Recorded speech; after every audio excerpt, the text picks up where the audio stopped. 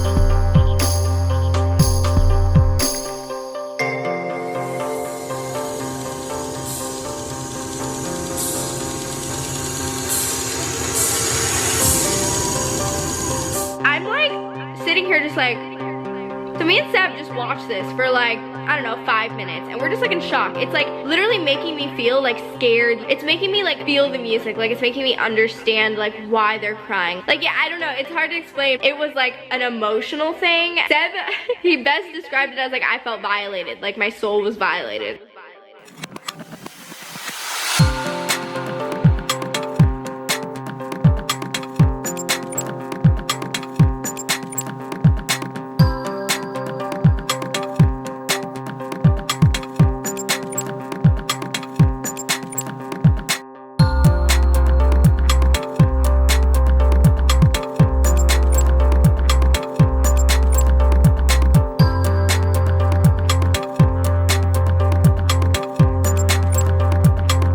My soul was violated.